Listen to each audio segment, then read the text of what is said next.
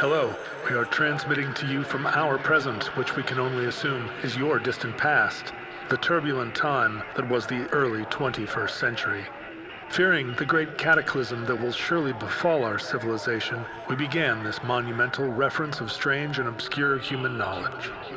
These recordings represent our attempt to compile and preserve wonders and esoterica that would otherwise be lost. Whether you're listening from an advanced civilization or have just reinvented the technology to decrypt our transmissions, this is our legacy to you. This is our time capsule. This is the Omnibus.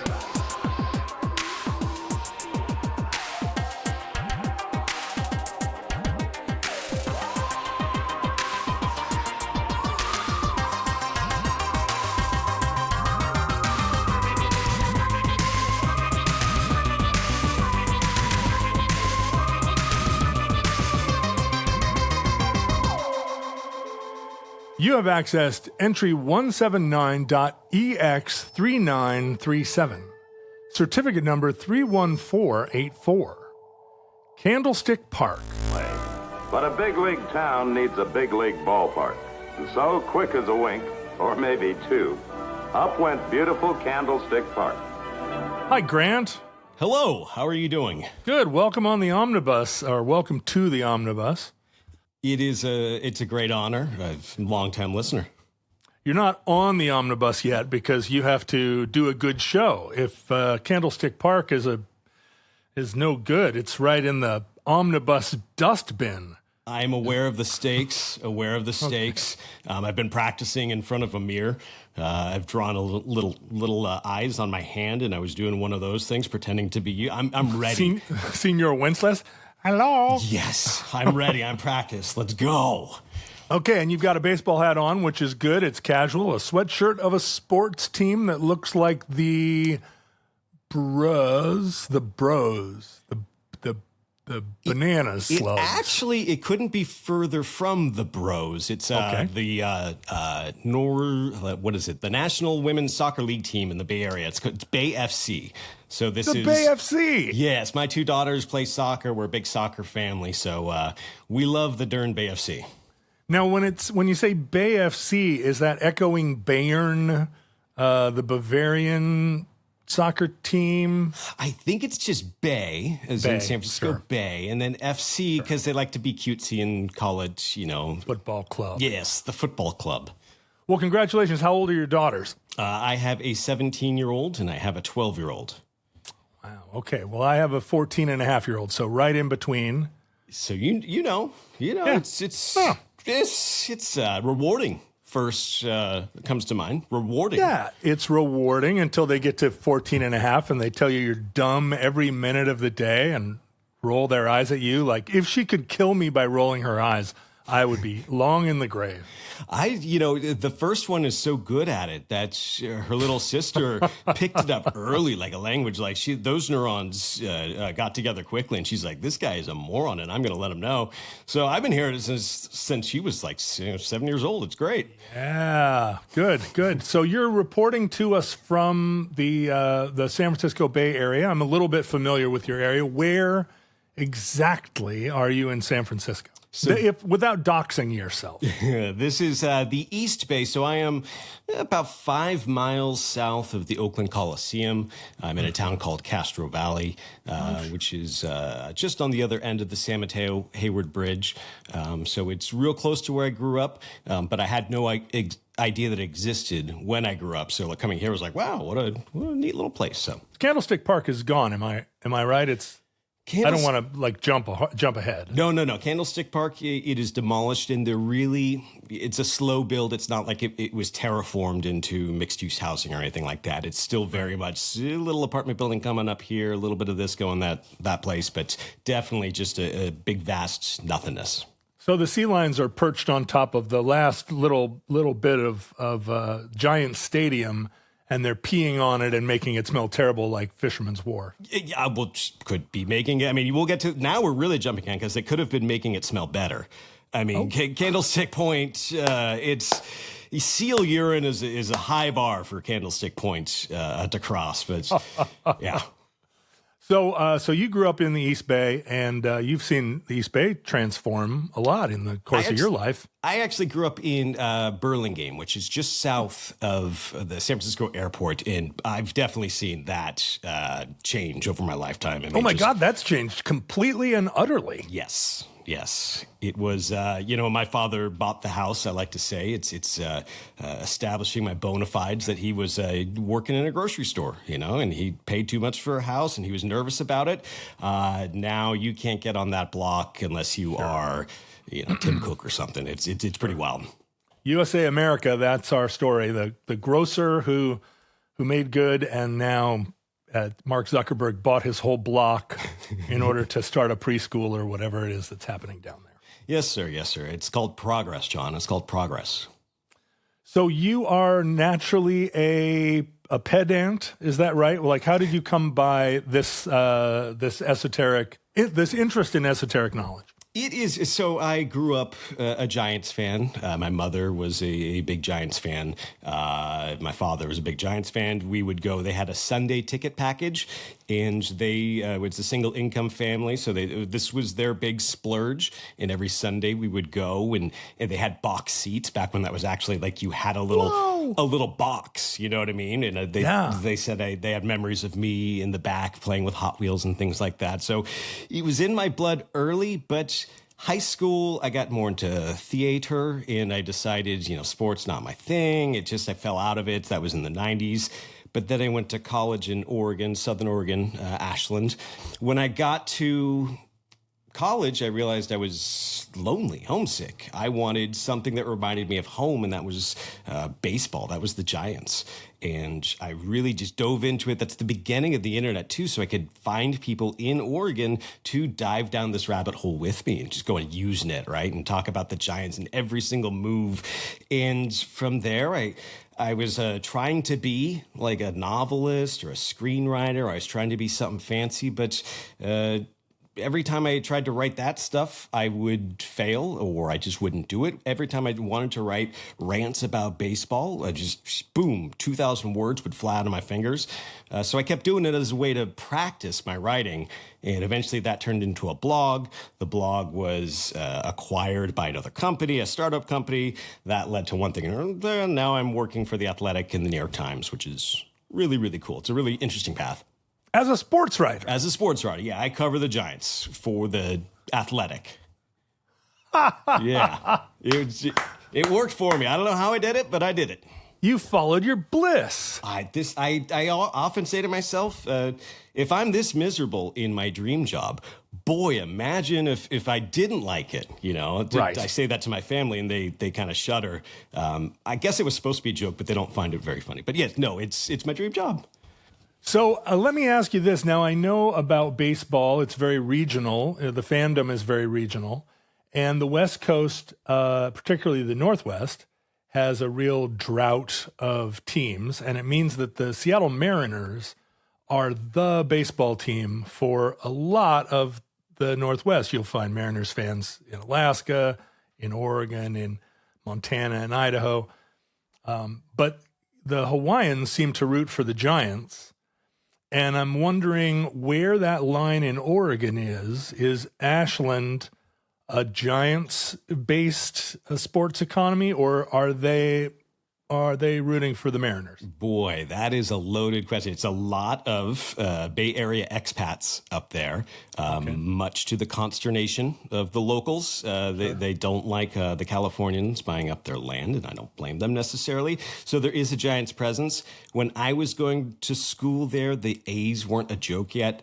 And they had a minor league team in Medford. So the radio broadcast would carry the A's games, and which made me livid. But it was about a 50-50 split. Well, let me say, oh, boy, the calls I made. But the 50-50 split of A's Giants fans, and then I'm doing it wrong. But then there's like a plurality of Mariners fans, I think, is more Mariners fans than A's Giants by a little bit. And, yeah, when we were kids, the Oakland A's were one of the great sports franchises, and legendary both for, their ups and downs.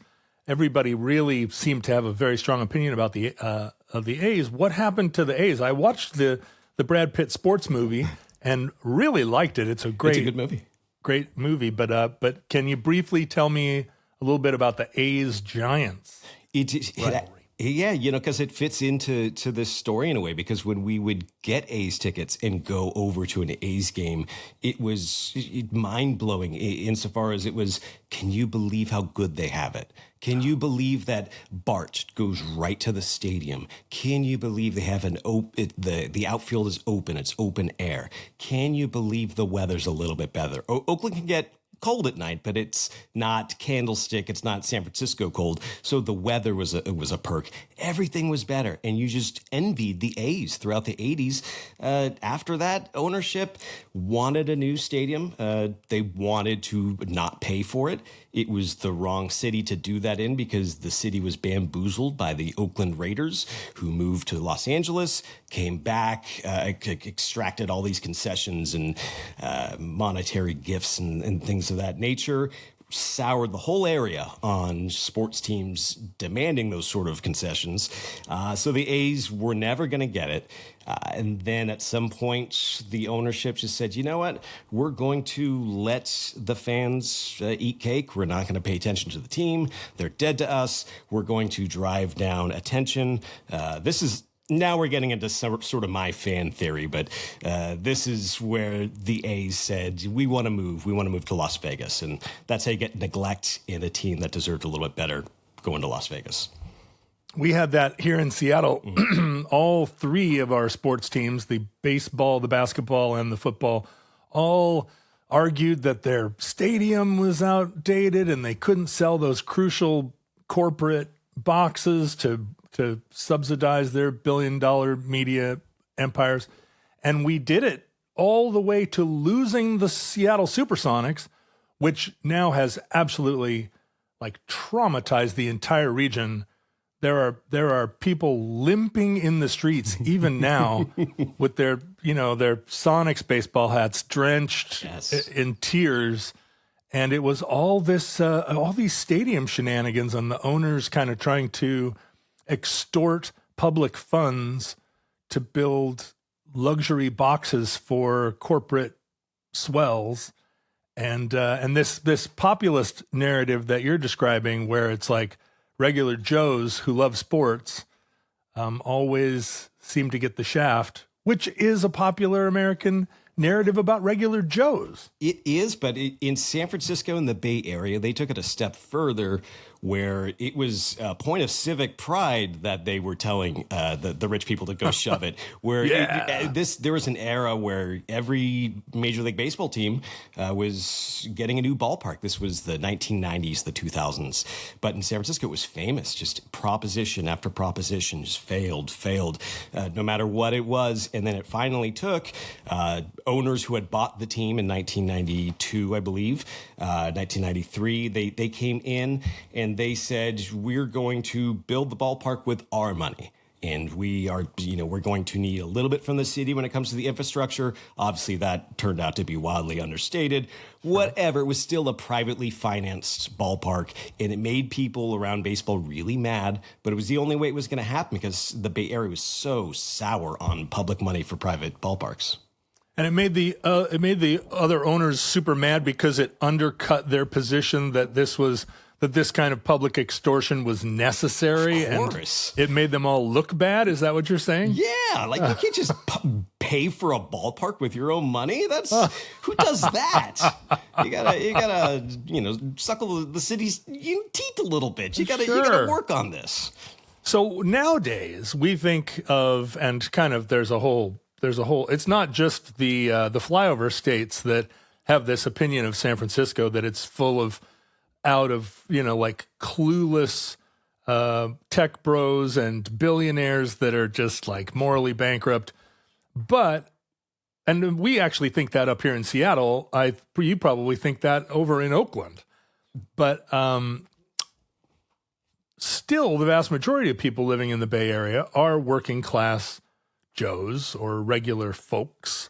How does that actually play out in the culture of your region? I mean, I know that you guys hate the people in who have taken over the Mission and turned it into, roller skating lofts or whatever, whoever those people are.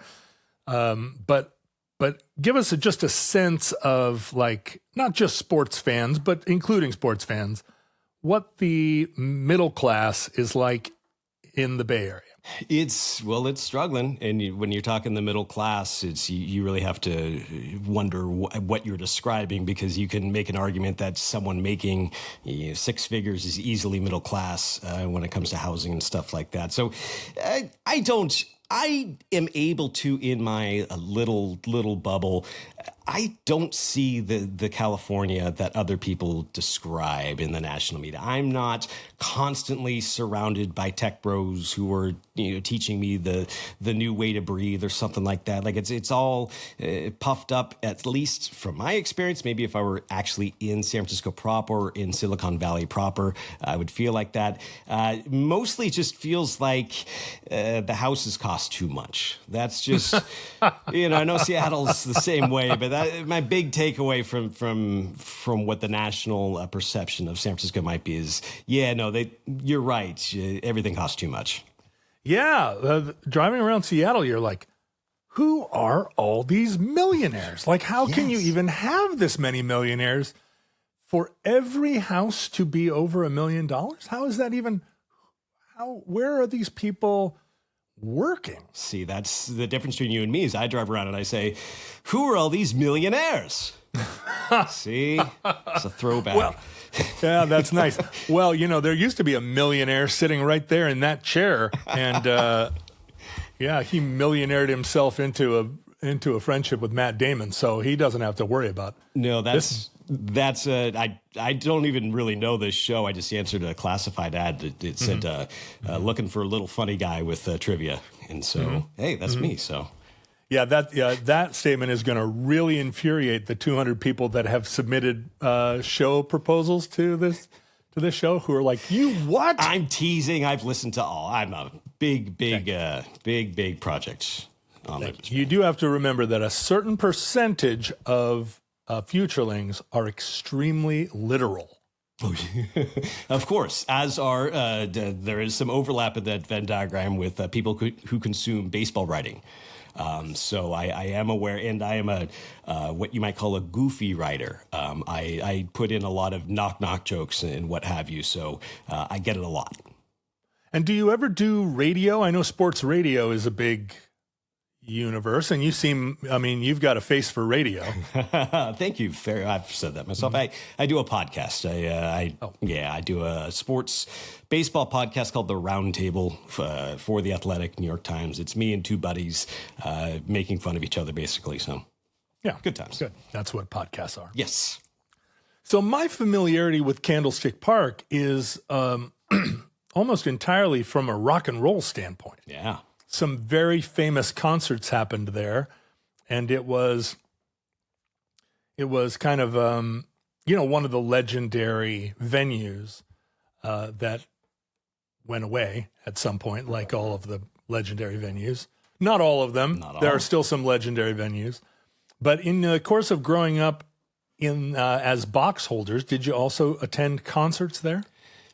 If we did, it was after the game. It would be some sort of tie-in. So I actually have a poster in my garage of an after-game concert for the Beach Boys.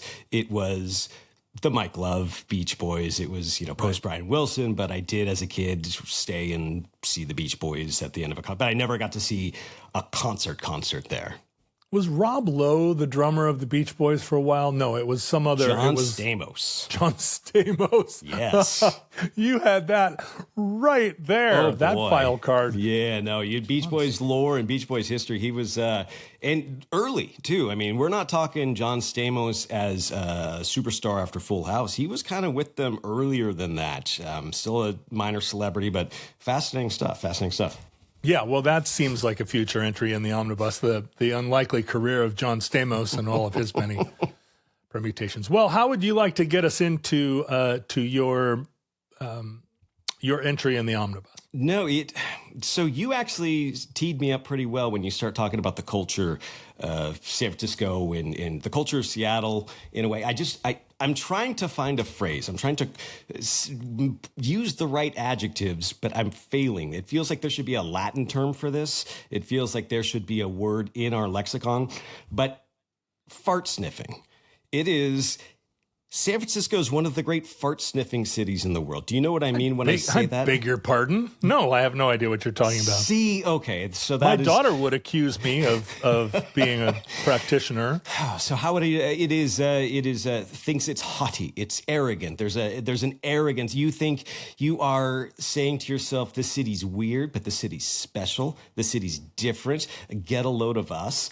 And in a way, you're kind of drawn to it. I think Paris is a great fart-sniffing city. Mm-hmm. I think San Francisco. And I was curious to know if you have, a better term for it, because clearly that one didn't land. So what you mean is we would always say they act like their farts don't stink. Yes.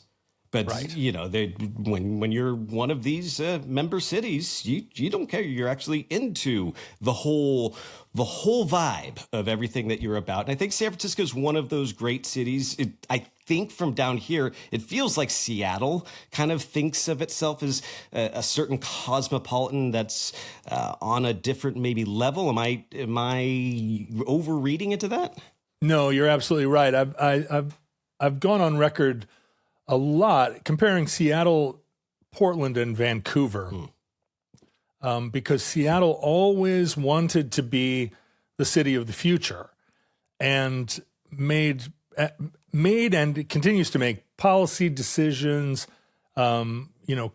cultural choices where it's really too big for its britches, considering that for most of its history it was a resource extraction city. Based entirely on what we could just pull out of the ground or rob from the seas. And, but we were always like Opera House and this old, beautiful half a block sized Carnegie Library is too musty. We're going to build we're going to tear it down and build a modernist library that will reflect, a modernist library that within 6 years, the toilets don't flush.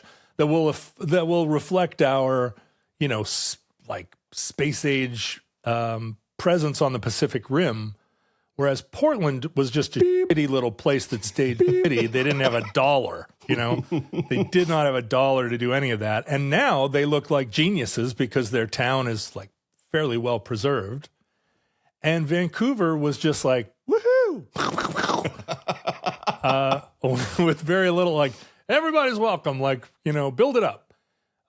Seattle has been hoisted by its own petard a lot because it just, it feels like it's something that really its actual performance does not reflect its self-image. This is where San Francisco is in the middle of the 50s. This is it's Baghdad by the Bay.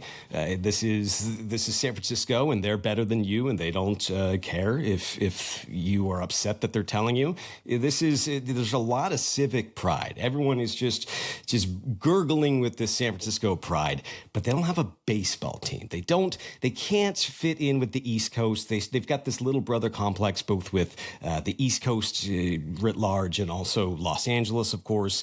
So they're a little insecure about their place in the world. They want manifest destiny to finally reach them and get a baseball team. So they pass a bond, a $5 million bond, a lot of clams back then, and it was to lure a team to come to San Francisco. Well, then it gets to the Dodgers are planning to move to Los Angeles. The Giants aren't very happy in New York. They go to the owner. They meet with the owner, the representatives from San Francisco. They meet with Horace Stoneham, the owner of the Giants. They say, you're going to love this. Horace Stoneham. Oh, he was a gem. And they go to him and they say, hey, you're going to love this. San Francisco, we've approved $5 million with an M dollars. And he laughed them out of the room. He said, you can't do that. I'm not moving for a $5 million stadium. It has to be $10 million, at least 15. And New York dollars. Yeah, he didn't take kindly to that. You're a sports writer, so explain this to those of us who don't quite understand this. There's a limited number of baseball teams, and you can't just say, we're starting a baseball team. You have to you have to get a baseball team from a limited pool. Now, why is that? And when do they add new baseball teams? Because it seems like there's not just 15 baseball teams. Like, what is that process? Well, there's something called the antitrust exemption. So baseball is effectively allowed to operate as a monopoly in a lot of ways. It doesn't have to follow a lot of the same rules that others might because it's seen as something for the public benefit in a way. So now because right now the league is at 30 teams, which is not ideal for scheduling. To have 2 additional teams, 32, would make so much sense. It would even out divisions. The scheduling would be easier. But they're waiting for the right moment when all the ballparks that they've been trying to extract are in place. Like they finally got Las Vegas done. They're trying to, I'm sure Portland is on their list. Nashville, they're trying to figure out, how much they can get out of them. And if any teams might want to move still. I think we're about at the end of teams they can move.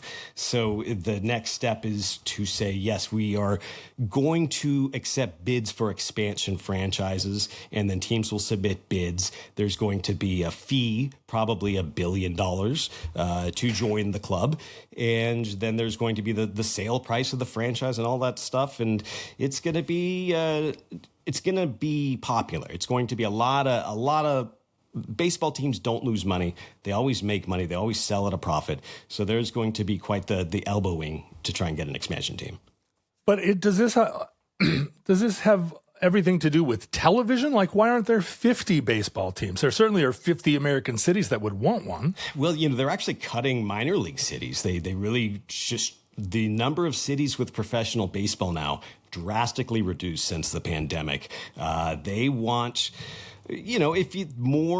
more teams means more thumbs in the pie, and you want to control that to some point, but you also don't want to dilute the competition. I mean, if I'm a big, I don't think that expansion is a bad idea. I'm happy to have 32 teams, but if you start getting to 50, well, you start to really thin out the talent pool, something like that. So every league's going to try and cap the league at about 30, 32. Is thumbs in the pie a saying in baseball writing? I don't remember hearing thumbs in the pie. Although, is that like a Jack Sprat puts his thumb in a pie? It's entirely possible I invented it. I'm very good at that. But yeah, no, I like it. Well, you can picture a bunch of CEOs and you can picture a bunch of people who might have thumbs in a pie that they want, and they're all just sitting there with a thumb in a pie. It's very evocative.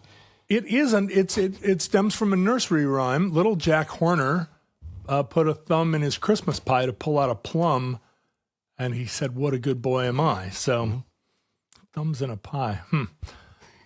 So we have a limited number of baseball teams. San Francisco thinks very highly of itself. Yes.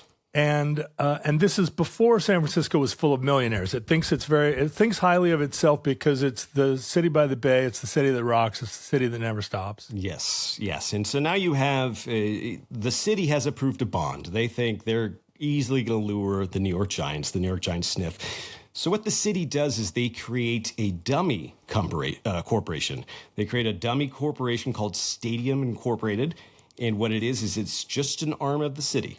It is just a dummy corporation where you can issue bonds at a higher rate than the city would get, but you would issue bonds without any sort of oversight, without any sort of vote, without any sort of public meetings. Without any vote? Yeah, so this is the city just creating out of thin air an arm to give the New York Giants what they want, to fill their coffers and bring them on over, and they'll provide a new stadium for them. Now, you're probably in a good position to answer this question. City, as you said in the monopoly, part of the justification of the monopoly is that baseball is a public good. It's a civic institution, and cities and baseball teams often make the case that public money going into baseball is going to be profitable for the municipality, for the local government. It's going to increase services. The tax base is going to raise, and we're going to have better buses and so forth. And all of this is going to improve our lives above and beyond just the fact that we have a place to drink beer in the afternoon. Do you find that to be the case?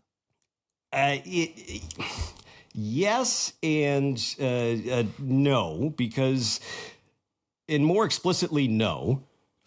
Because it never pencils out. You can get economists to say, oh, yes, here's how it works. And they're typically hired by the teams. They're typically said, hey, pencil this out, and they'll pencil it out. What they find, though, when they do the serious studies is that the income that's spent in that area a lot of times is coming from another area of the region. It's not new money that's coming in. It's just a redistribution of the economy from a different place. So that's kind of the reality of the situation. But they're doing all this stuff with the Giants in the 1950s as well. And they're saying, this is going to pay for itself. And no, it didn't. It didn't come close. The Giants ended up losing money year after year after year on this deal. But at the same time, can you say at some point the Giants became a net benefit to the area? And I don't know. Probably. I mean, it seems like it. It would be weird to imagine the city without this sporting institution. So at some point, the numbers flip and it becomes, a cost benefit. But I don't know. That's about my pay grade. Yeah. Yeah. So were they able then to meet the $10 million demands of the Giants? They were, and this is where we get the contractor into the story. His name is Charles L. Harney, and he is going to be the protagonist for the most part. He is a man of presidential timber, but not back then. I'm talking right now. Oh, I see what you mean. So he's the contractor, and as he gets the bid, let's back up. He's the contractor, but now San Francisco is roughly the size of Wilmington, North Carolina. Geographically speaking, it's a small city. So you don't necessarily have places to put a stadium. Well, this gentleman who happens to be a contractor, Charles Harney, he happened to have 77 acres of salt marsh that he bought from the city 3 years before. He paid $2,100 an acre for this, and he was happy to sell it back to them for $65,000 an acre. And the city, well, I don't know if the city said yes, but he was cozy with the mayor, and the mayor said yes. The mayor said, this is our guy. Because what San Francisco wanted, they didn't just want a baseball team. They wanted an architectural marvel. You're talking about the Opera House in Seattle. They want something that, any old city can have a ballpark, but San Francisco, we've got the blank. And so they want the blank. And so they're telling everyone that this guy's going to give them the blank. He's the right guy for the job. And he's spinning these tales too. He is saying, there's going to be a fountain out front. The chief architect is fountain. Well, it's a fountain. It's not just a fountain. It's going to be a fountain that will really be something. And when someone tells you there's going to be a fountain that will, quote, really be something, what are you picturing in your head? Ooh, I'm thinking, well, and this era, I'm thinking like a real space age fountain. We've got a few of those around here, space age fountains. Yes. A lot of them, they stopped putting water in during some of the environmental crises. But what am I thinking? I'm thinking it's white. It kind of looks like a robot spider. Yeah. Am I close? Well, it never was put in, but I'm with you. But no, it was. This is the Jetsons. This is space age stuff. You want a fountain that will blow your socks off? Oh, really be something. Yeah, but it never came in. It said it would have drive-in ticket windows. So that didn't come. It said it was going to have a year-round exclusive clubhouse for 700 people. It was going to be a gaily colored park. It was going to be just and it ended up gray, which is one of the gayer colors I think out there. It's a lovely. gaily colored park. If gaily colored is gray. So this is what the idea. They're trying to just make this their Sydney Opera House, right? They're trying to do this a magical thing, and they give it to this guy. Well, first off, Stadium Incorporated. This is the dummy corporation. It needs a board, and so on the board, the president of the board is Charles Harney. who is also the contractor. Right next That to him checks out. is his brother-in-law. And then on the board as well is the executive vice president of the Charles Harney Construction Company. So these are the people who are in charge of the one arm of the money. And what it leads to is a lot of the newspaper coverage at the time will describe it as a partnership between Charles Harney, the stadium's contractor, and the city. And it gets put in that he's losing money. You know, he's by grading out the land, he's losing all this money. Well, Wow. it's What not a him. martyr. It's Stadium Incorporated, which again is the city itself. And it's the grift started early and it started often. Now, nowadays, I think urbanists, and in particular liberal urbanists, although that's a redundancy,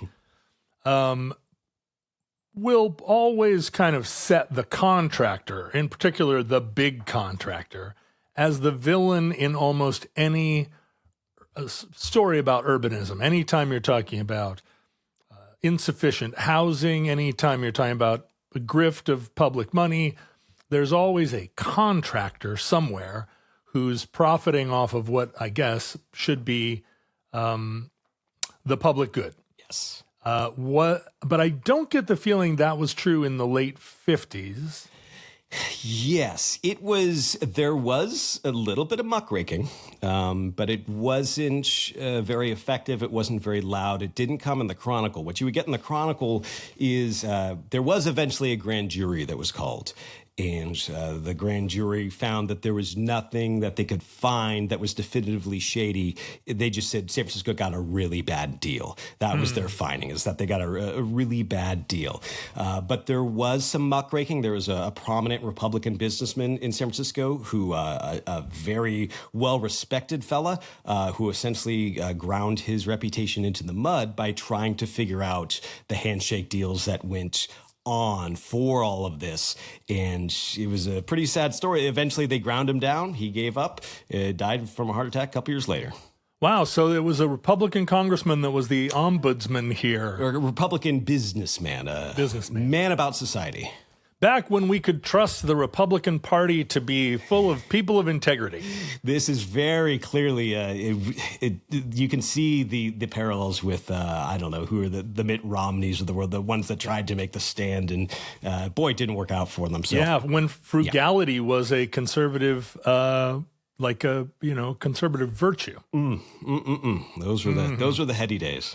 So now thinking about the salt marsh for futurelings who are living in a Oceania, or just for people that live in Australia and don't know about the geography of San Francisco, there's an enormous bay, and the bay kind of trends into marshy muck on most of its southern, everything's south of Oakland, really. It's just mucky, marshy muck. And over the course of the history of the Bay Area, a lot of that's been filled in. A lot of it's dumped horse carcasses and old cans and wagons and created somewhat solid ground, which is true here in Seattle. A lot of solid ground that you really hope the big earthquake doesn't come, because it's all going to liquefy and go right back into the ocean. But how much of this salt marsh, he bought the salt marsh completely speculatively, thinking that he was gonna what with it. And then this seems like a real fortuitous kind of basically flipping this mucky marsh. Yes, it does seem a little convenient that the person who had all the ballpark land was also a contractor, who was also very chummy with the mayor, who could also get a no-bid contract from that mayor, because it would be, if you're using Stadium Incorporated, you don't have to have a bid. It's a totally separate arm, even though it's the city itself. So, yeah, how does that guy end up with all of this land? I mean, yeah, I never found research that said it was always in the works, but that would be the logical conclusion to reach, is that at some point they said, you know, if they bring a team here to the West Coast, where are they going to build a stadium? There's only one real solution. Yeah. Hey there. And so he said, well, by Jove, I'm going to be the one that gets that thumb in the pie. And these marshes these days wouldn't be buildable. It would be considered an environmental catastrophe because the ducks would have nowhere to land, right? I mean, how much of those marshes are now being repaired in the Bay Area? Because when you fly over it, right, it's just like salt farms and crazy. It doesn't seem like it's being maintained. No, because it's terrible, terrible land. It is useless. It is so. A lot of the land that he sold back to the city was to fill in what needed the land that needed to be the site for the ballpark. So that was where a lot of the land ended up going. They had to fill all that in. But the part about Candlestick Point, so it's a marsh. It really is, you know, the scene from Monty Python and the Holy Grail, where he's talking about the castle, and, you know, the first one falls down, the second one falls down, catches on fire, then falls in the swamp. It's like that. You know, you can't build anything on that. And so you have this land, and it is awful land, but it's also freezing. Freezing in a way that even in San Francisco, it's a different kind of freezing, right? Is this because the air kind of comes over the coastal range in a certain way? Is this like a atmospheric river of a kind? Yes, it is. It is exactly that. You have the winds coming in from the west. These are cold Pacific winds, and they're just shooting right over Brisbane. They're going right through into this valley and just making a left turn and then a right and just going boom right into where the ballpark was eventually built. It really, you will meet people who will talk about this like it's an Arctic expedition. It really was. It really was like that to watch some games at Candlestick sometimes. 10 degrees colder than you would find just 5 miles north. Yes, and somehow the wind chill is amplified somehow. You don't know what the physics are behind it. It's just worse. It's just the coldest you've ever been, no matter what. The coldest winter coldest winter I ever spent was a summer in San Francisco, as my dad said every chance he got. Yes, it's true. It's true. And there was an apocryphal story a long time later that they took members of the Board of Supervisors out to this part of the city, and they made sure to do it in October. September and October is kind of like San Francisco summer, and you could really get some nice weather at Candlestick Point in September and October. And the urban legend was that they took them there, and they said, here's where it's going to be. And they all, doffed their caps and said, by Jove, this is perfect. And it wasn't true, unfortunately. It was this land that was owned, but there was a real story where they brought the National League president at the time. His name was Chub Feeney, and I'll just pause here because I believe firmly that we need more Chubs in modern discourse. Yeah, well, I mean, where Chub Feeney, what his parents were thinking, I mean, I know what his parents were thinking when he was born. He was a little Chubbins. But to think like this is going to be a name that's going to carry this guy through the rest of his life. And what just Chub is probably short for Chubbins. Chubbington. Chubbington, yeah, Chubbington. Right. So you get Chub Feeney, and he's taking a tour of the site, and he says to a worker there, he says, "Gosh, it's awfully windy. It's awfully windy here. Really, really windy." He said, "Always this windy?" And the worker said, "Well, not really, but it picks up from about 1 to 4, and from about 7 in the evening till about 11 o'clock." So just when baseball games are scheduled. Exactly. When baseball games are scheduled. That is when the winds would howl the most. So it's cold. It's a marsh. It is not really accessible. This is still the era where people would get on a bus on purpose to go to an event. There was that, but it was not close to anything. In the middle of the planning, there was a supervisor who freaked out and said, actually, no, we have to get this downtown. He had a vision, and no, this is where it has to be. But back then, it was still, downtown wasn't the magic that it might have today. You want to be in the suburbs. You want to kind of be on the edge of the city. But it wasn't very accessible. Another thing, though, is that it stinks. Because you have across the freeway the garbage dump for the city and county of San Francisco, and it's been there since 1900, and it was a foul place. And especially after like a Saturday game, you'd sit in traffic, and if you had to go south, you would just be in bumper to bumper traffic, trying to get on the on-ramp and just marinating in some good old landfill. Some of my formative memories, I should say. Right. The landfill would be upwind of the stadium, too. The wind has to go over the landfill in order to get to the stadium. I believe so. So occasionally it would stink when you parked in the parking lot, which was typically underwater. You would park there, squish your way into the ballpark. It would stink a lot of the way there. And so we're still talking about the late 1950s, right? Mid to late 1950s? Yeah, it opens opening day 1960, but the construction is going on starting in 57, I believe. Skyway to the Bay Bridge opened in 1955, and the freeway within San Francisco was completed in 1958. So this is all happening at once. San Francisco's joining the jet age. Yes. And you've been clever enough to take that highway and put the garbage dump on one side, which is great, for separating it from homes and what have you. But the smell, a freeway is not going to take care of the smell. So That's where Candlestick Park is being built. It is on Marsh in a freezing cold area, and it kind of stinks. But this was the space age, so the cold wasn't a problem. Okay, the cold they had solved.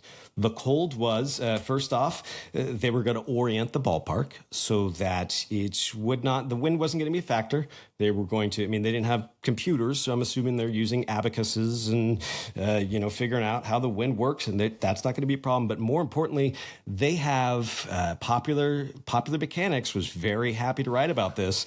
They had radiant heating underneath the seats. No, they didn't. They were going to have a water boiler that pumped hot boiling water throughout the ballpark, a circulation system, and it was going to heat up the whole ballpark from the concrete out. And so, was this fusion powered? How did they heat these boilers? Boy, I don't know how you would power something like that. It's the 50s. You're probably not throwing orphans into it. You probably that's the Gilded Age. If they were that's right. If they were smart, they would use the methane from the garbage dump to power the boilers for the radiant heating. But did this system work? Whatever it was they used, it was probably coal, but whatever they used, did it work? It did not, because it was encased in concrete, which it never worked. They turned it on. No one really made the calculations. No one really thought to ask, hey, how much heat is going to be generated? Because I guess this opens up the possibility it could have been the other way, where they flipped the switch and just immolated people, trying to watch a nice, happy baseball game. They just didn't know, and it was one of the more expensive perks, whatever you call it, cherries on top of the sundae, just didn't work from day one. Wow. Oh, well, what they do now is put windmills all around it and use that wind, that garbage-smelling wind, to power the boiler that's not heating the seats. See, I've always said America's energy crisis, fetid air. Just more fetid air, I think, is what we need. It's more likely to burn. Fetid air is more likely to burn. So you have this ballpark that's going up, and you're getting the promises from this contractor, and then he's going back and asking for more money, and he's saying, "Gosh, this is a little bit more than I thought. I'm losing my personal stake." Again, he never had a personal stake in it, but he's getting more and more money. Finally, there's a grand jury. The grand jury says everything's on the up and up, but we're going to replace the people at the top of the board of Stadium Inc., and we're going to really get this done. This is 1959 now. And in 1959, the Giants were surprisingly good. In the meantime, so they're already here. They've moved to San Francisco. I guess that's an important part of the story. But they're here. They're in Seals Stadium, which is a Pacific Coast League ballpark. The San Francisco Seals had a rich tradition with Joe DiMaggio, and they had all the great local players. Tony Lazzeri would go up through the San Francisco Seals, and that was their ball team. Okay, so they're playing in the Seals Stadium. Is that not big enough to accommodate the audience? Correct. It's about 20 some odd thousand people. If you're in a major league ballpark in the 50s, you're going to want 40,000 at least. So they want to, Gavadu Ballpark. They're playing in Seal Stadium for now. But in 1959, the Giants were surprisingly good. And in 1959, if you were good enough to win the league that you're in, straight to the World Series, baby. You were right in. There's no, we have to go through these 4 rounds. You were win and in. So the whole summer, people are going, what would be cool is if the Giants made the World Series and the new ballpark was open. And so from there, you get a constant stringing along like, we can have it ready by Labor Day, and you could have it ready. Nothing ever materialized. The Giants ended up not making the World Series, so it was a moot point.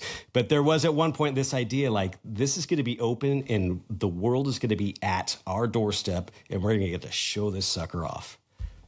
Right. Gosh, that would have been exciting times. Do you know whether Marilyn Monroe ever attended a game? No. Dan, I wish. Lenny Bruce? I mean, any of the... Let's see. Well, the Beatles. I mean, of course, the Beatles. That's the concert, the famous last concert. The Rolling Stones played there. Pope John Paul II. He gave a great show. Great show. He gave the opener. Anyways, but so it had a little bit of its place in pop culture, but they couldn't get it ready before that season, or before the World Series, I should say. And in 1960, it finally opens. But before that, you have our hero, protagonist, Charles Harney, leading reporters through Candlestick Park and pointing out all of the flaws that will need to be fixed because the original contract between the city and Stadium Incorporated, which is also the city, didn't include weatherproofing. And so he needed more millions to it wasn't that much money. He's needed more millions to actually weatherproof the area. And he's taking reporters around going, that could be fixed. That could be fixed real easy. We just need to do this. And you see that? Those joists are going to leak and all that stuff. The umpire's room, there was a puddle in it when reporters visited. Now, you might have a question about this. Yeah, I mean, this is stuff they teach you in contractor school. Yeah. Where it's just like, hey, the big reveal is me complaining about needing more money to finish it. But it seems like the thing a contractor would have done already. I see what you're saying. Yeah, weatherproof a thing in the city that rains. It seems like if you're building a place, making sure it's just not a sieve, making sure that the umpire's room, it seems like all these problems would be something you're responsible for as the person in charge of building it. In fact, it would be like in the architecture of it. Like it would have been maybe the first thing you thought of. Yeah, so that's where we're at with this. It's a dump. It is in a stinky place. It is it's just nothing about it is working. The infield is of particular interest because he's doing the infield himself, this guy Charles Harney. He is saying, I'll put your infield in. That's what the contract says. But in baseball, the infield's a big deal. It's going to reflect how ground balls bounce. It's going to be how the field plays. It's going to be a real big storyline in every game. So you can't just have any old grass. You can't just throw down some sod and say it's here. So the groundskeeper, the head groundskeeper, they're actually trying to get him over from New York. He was going to be the guy who was the head groundskeeper at the Polo Grounds. They're getting over from New York, and he said, please, just go away. Let me take care of the grass. Opening days in a few months. Please, just go away. And eventually they came to an agreement where he was paid to go away because in the contract, that's what his job was. So you're taking his job away from him after the contract signed. You can't do that. Well, okay. So then they got the grass in. Finally, it's 1960 and it's opening day. And I got to tell you, the reviews at first, sparkling. Sparkling. So opening day is you've got Vice President Richard Nixon throwing out the first pitch. One of the great Californians. One of the Californians, as I like to refer to him. Ty Cobb is there. You've got a whole host of celebrities. You have baseball royalty. And when Richard Nixon is there, he tells the press, he says, I really do think this is the best ballpark in the country. And Nixon's a sports fan, too, and a baseball fan. Because here's the thing. When you're there, you see, and at the time it wasn't closed in. It has beautiful bay views. It had, I should say. You're looking over, you can see the East Bay. You can see the San Francisco Bay. It was a beautiful ballpark in a lot of ways. We'll get to how that changed, but at first, it could make a pretty good impression. And the way I described it was, I was, as a Star Wars nerd, so excited to see The Phantom Menace in the theaters. I had a midnight showing. I had decades of anticipation building up inside of me. This is all I'd been waiting for. And then I saw it. And I didn't say that movie just absolutely stinks. I said, oh, yeah, that movie's pretty cool. That movie's okay. And then you try and process it. And then you see it a second, third time, and it's one of the worst movies you've ever seen. What about the trade wars? I mean, that's oh my goodness, yeah, it is. And so you're sitting there, you're trying to process this, like, heck yeah, trade wars. Let's go. This is exactly how I imagined it. Back in 1989, I was thinking about the trade wars. There's an itch I couldn't scratch. What happened to him? But then eventually you realize. It's just a bad movie. And I think there was some of that with Candlestick Park, too. It was so hyped. It was so what San Francisco wanted it to be if you looked at it in the right way, but it just ultimately wasn't. The thing about a baseball season, as you well know, is that it's really a long, involved, more than really any other sports kind of experience. You start in what feels like too early in the spring, and then it just goes and goes and goes. And if you're a baseball fan, you go to many, many games, and any one victory or defeat kind of doesn't really matter for months and months. It's like, we lost, whatever. Tomorrow is a new day. And even the best team in baseball loses dozens and dozens of games. And so I would imagine that the opening day, there's a lot of excitement, but really for the people going to baseball games, they're going to get it. They're going to see games on every kind of day. It's never from day to day. And this is true of the weather in San Francisco too. From day to day, from hour to hour, it could be really anything. I mean, more than any other city, I think, in the world, it could be anything. And then an hour later, it could be the opposite. Yeah. And this is actually kind of where the genesis for the article that I wrote about Candlestick Park, it was during the pandemic, the hard lockdown part of the pandemic, where there are no sports. And so editors were saying, hey, get creative and be good. Make sure people read it. So I wrote this during the pandemic, and my question was, when did everyone realize it was terrible? Because no one sets out to build the world's worst ballpark. No one is saying, I've got a great idea. That marshland that stinks, that's going to be what we need. But at some point, everyone started to notice. And so the weather, obviously, all that was promised about Bayview Hill is going to break the wind and things like this. No, that didn't work. So that was obvious right at the front, as were there's no drive-in ticket windows. There is no gaily colored exterior. There is no fountain. No fountain you can see from space. There's nothing like that. But okay, so you're trying to deal with it, and you're putting a good foot forward, and then the ballpark starts murdering people. Huh? Yes, this is. I kept seeing references to Cardiac Hill. And what Cardiac Hill was how you got in the ballpark. You would park, and then you would walk up a hill. But they named it Cardiac Hill after the 6th heart attack, fatal heart attack. There were a lot of heart attacks before that, but this is in the first, I'd say, 2 years of the ballpark. You had a good number of fatal heart attacks. I mean, look, 1960, everyone walking up is smoking 2 cigarettes and eating a raw piece of steak. But sure, they had pork chops for breakfast. Oh yeah, absolutely. But at the same time, it's not the best press that you can get. And Cardiac Hill stuck. And it eventually claimed, I want to say in the dozens, it's just people, fatal heart attacks. And when I wrote this story, I had a couple people write in and say, yeah, that's how my grandpa went. Cardiac Hill, you would just walk up and that was it. That's how steep the hill was. As a middle-aged man, I hate stories like this.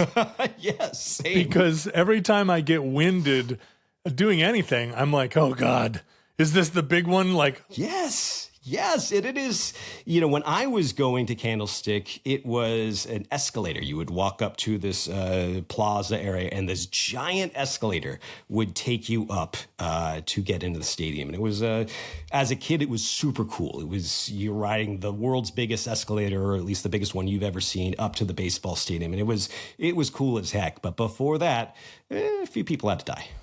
So the escalator was kind of a patch, like, Yes. I see, an add-on. This was later. This was, we got to stop killing our customers, which every CEO, every company, they got to face that at some point.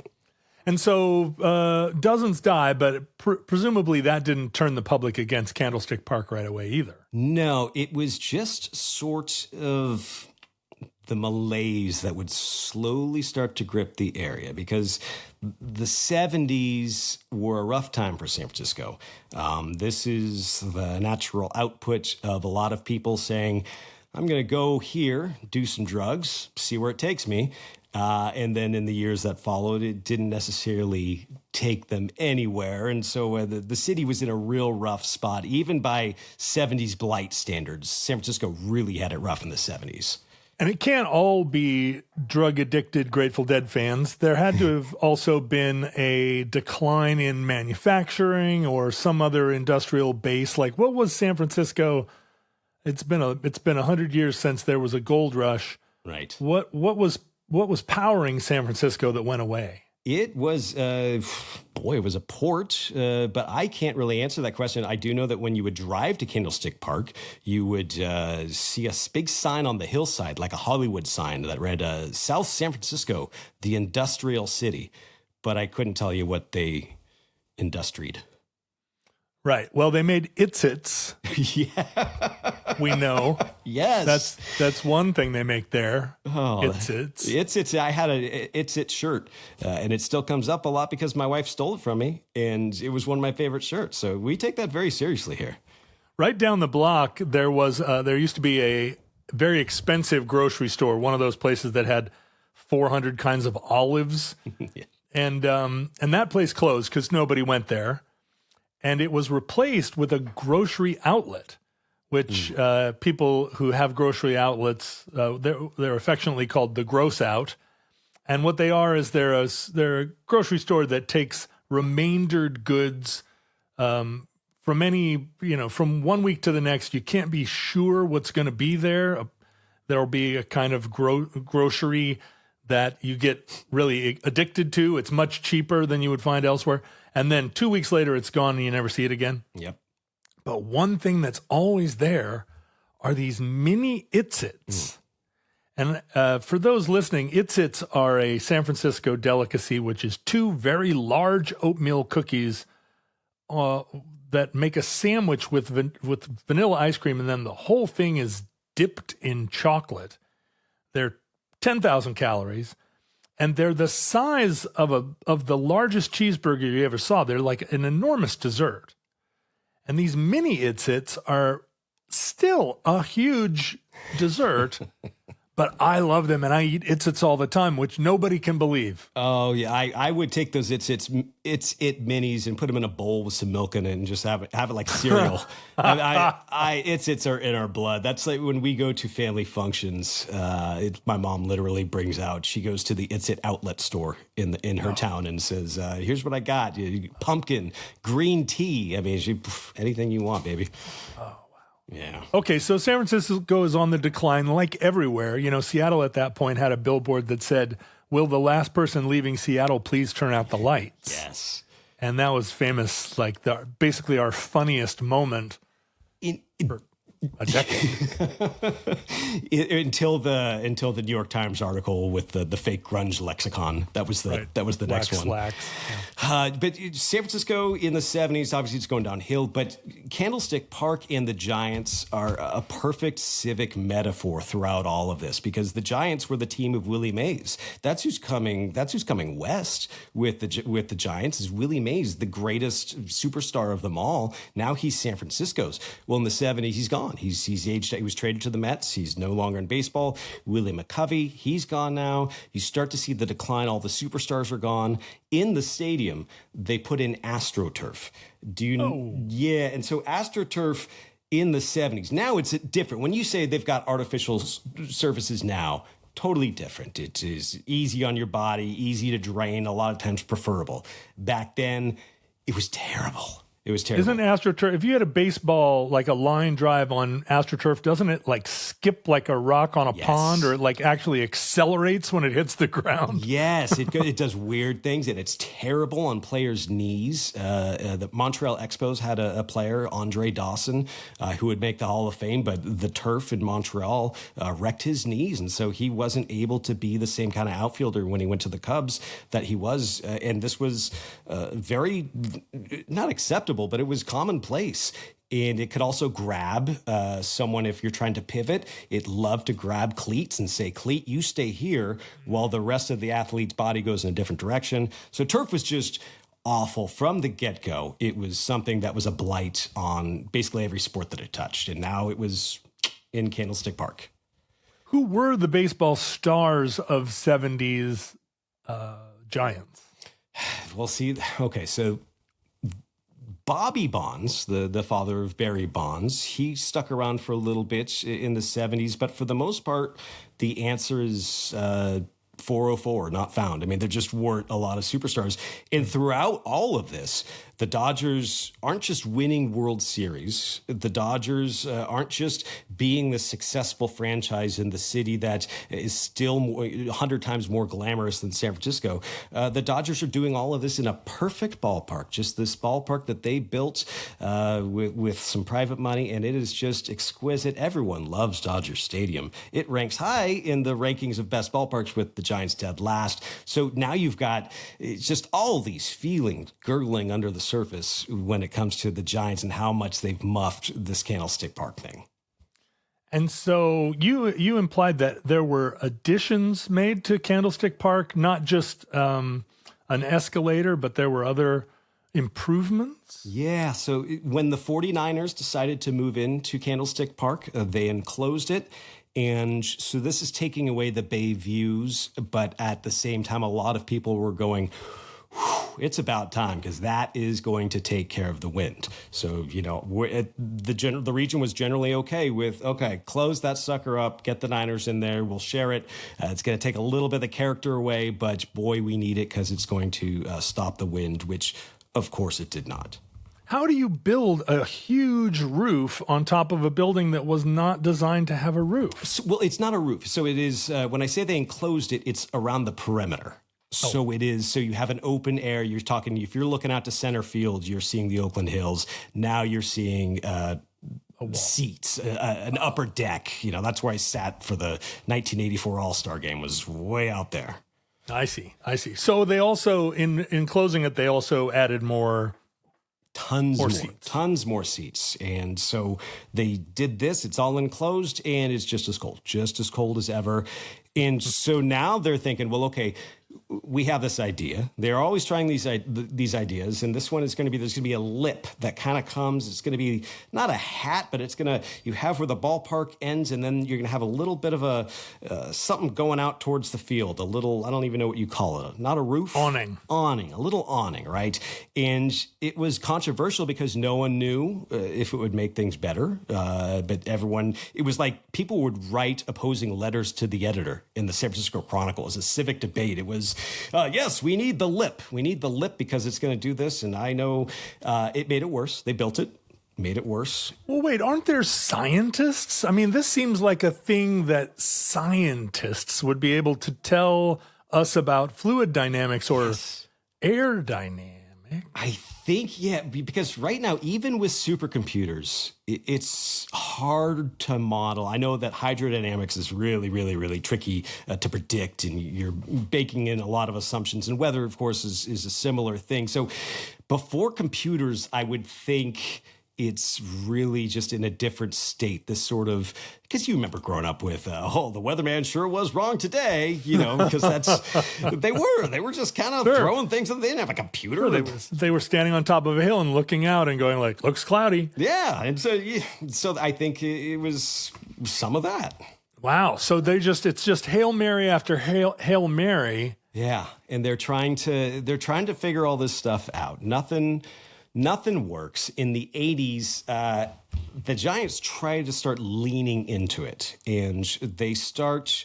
What, this is our vibe? They're putting it on T-shirts? Yes. So they are running ads that are people coming in with Arctic gear and just shivering, and they're Giants fans, and that's the premise of the ad campaign, is this... place is freezing, but it's our freezing. This is going to build character sort of thing.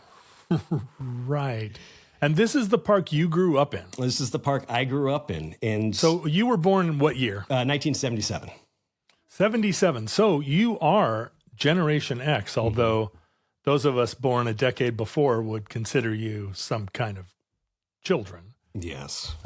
But still you get to claim Generation X, but that means you were prime baseball age right during the 1980s. Yes. Where kind of what people forget is during the 1980s, everything had gone to shit. It wasn't just like the way things went to shit in the 60s and 70s. By the 80s, it was firmly shit. Yes. Nothing had been improved or even painted in decades. Yes.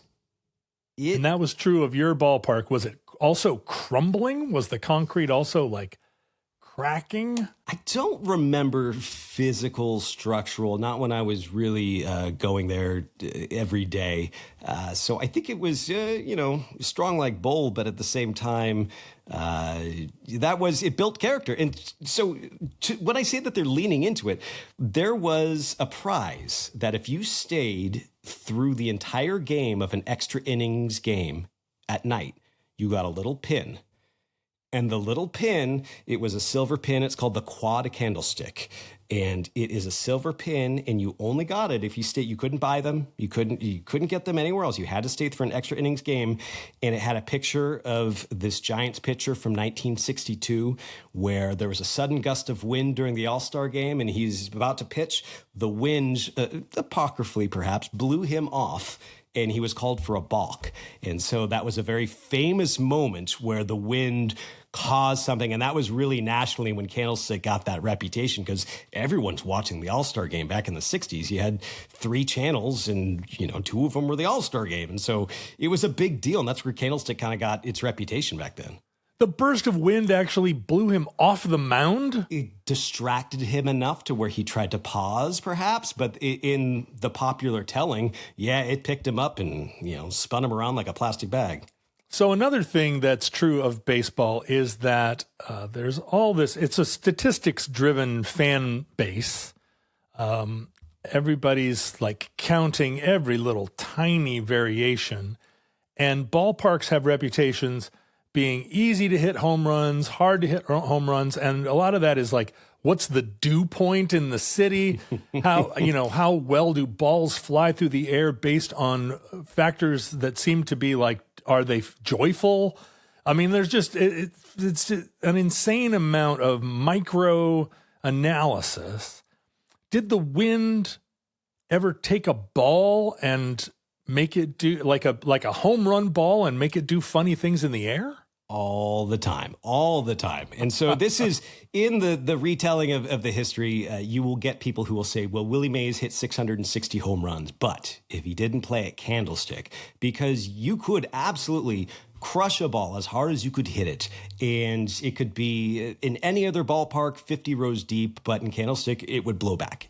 There were absolutely those kinds of balls, but then there would be, I'm not going to say an equal measure, but then there were the other kinds where you hit a ball, wow, that's really carrying. That's really, oh my gosh, it's over the fence. So statistically speaking, it was always a better park to pitch in, but not as extreme as the park the Giants play in now, but not as extreme as it was in the popular imagination.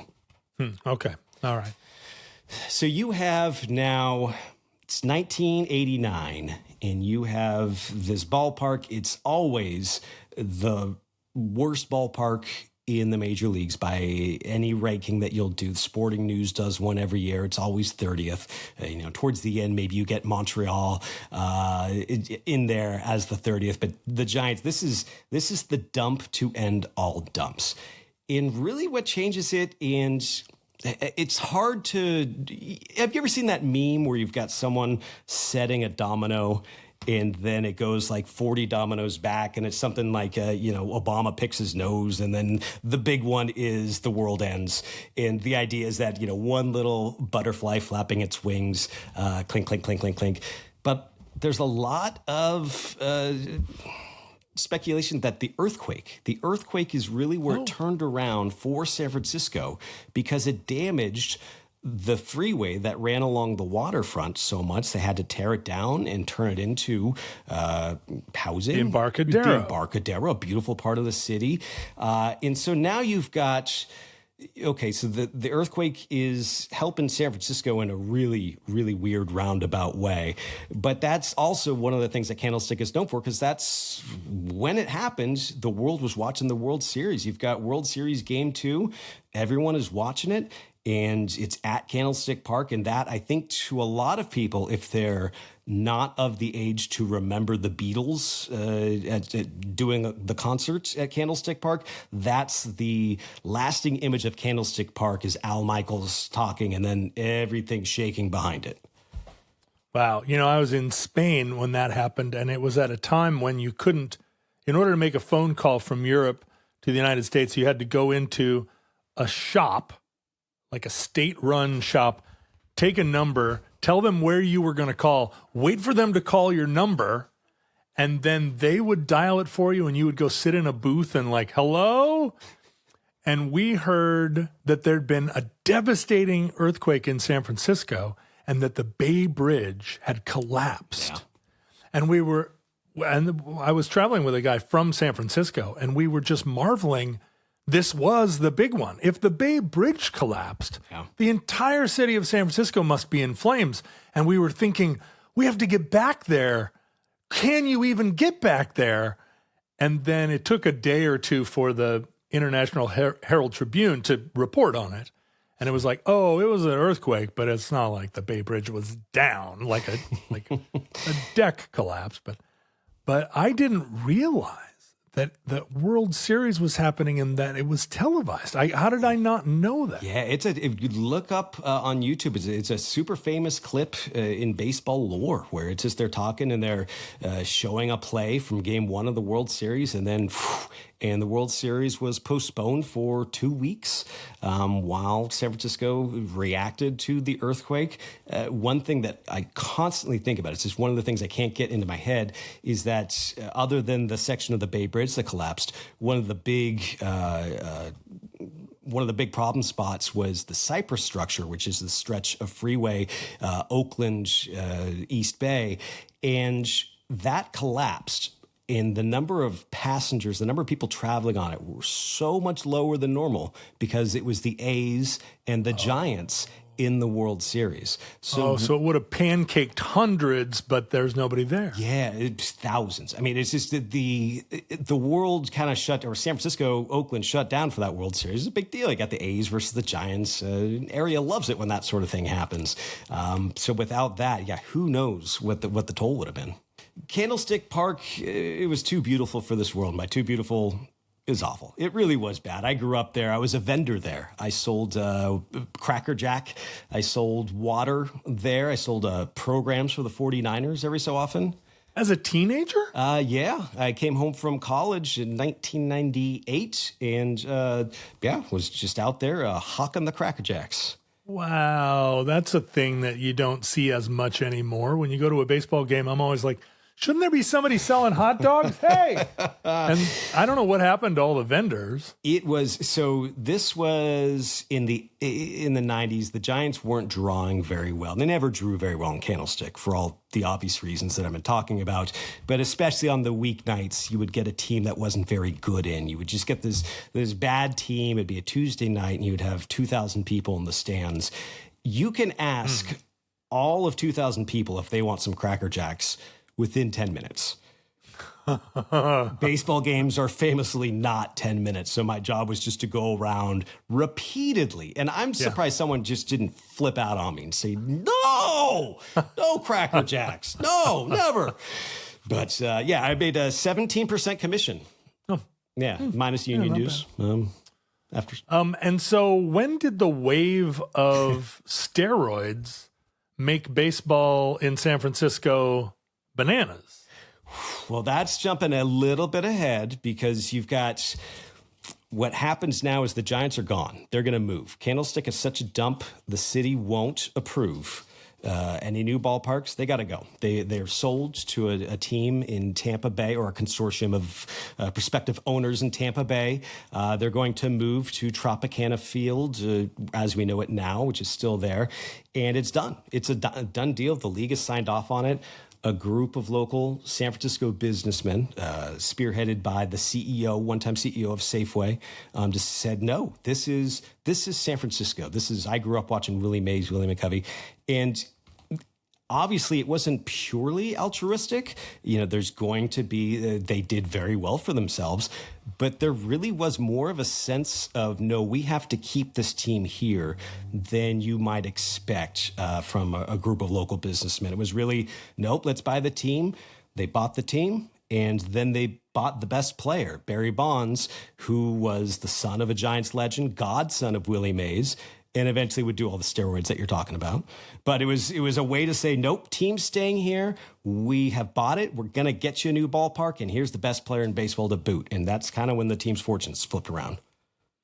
But did that improve the fortunes of Candlestick Park? It did not. Candlestick Park is no more because they eventually did build a beautiful ballpark. It is, I'm biased, but I think it's the best ballpark in all of sports, not just baseball. It sits on the bay. They had these things called computers, which could predict how the wind goes. And so the direction it's facing, originally they wanted it facing towards the city for the skyline, but the computer said, nope, that's windy, face the bay. And so now it's a bay-facing stadium with remarkable wind-breaking abilities. And close to town. It's not out in the middle of a swamp. Train goes right there. I mean, it is everything that we were jealous of about the A's ballpark before that crumbled. And they've also built an entire town around it, right? I mean, isn't that a big area of housing now and business?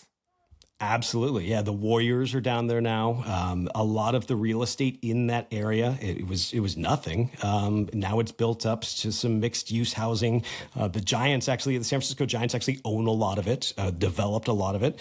That's a big thing with baseball teams now. It's not just enough to run a baseball team. You got to have a little real estate on the side. So the Giants are on that train too.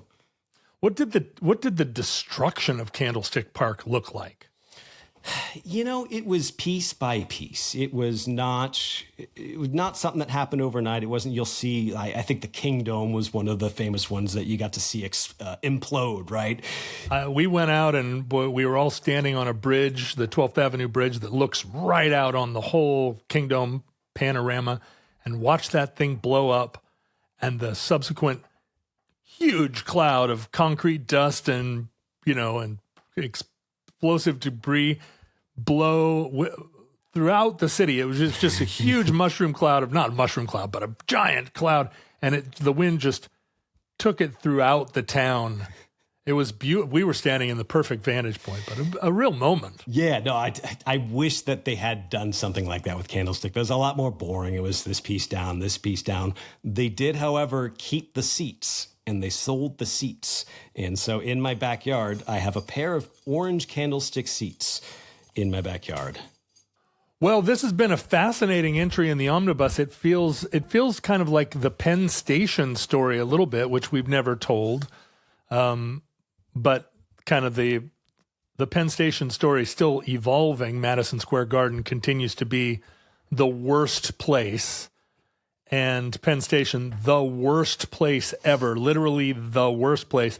But it feels like Giant Stadium was the worst place, and now it's ceded what would have been second place, and now Madison Square Gardens and Penn Station gets to be the worst place, and thank goodness. Yeah, and I did forget a postscript with our friend Charles Harney. He at one point he had painted Harney Stadium on the side of the truck. He would refer to it as Harney Stadium when he was in front of the Board of Supervisors, and he had it in his head that it was going to be called Harney Stadium.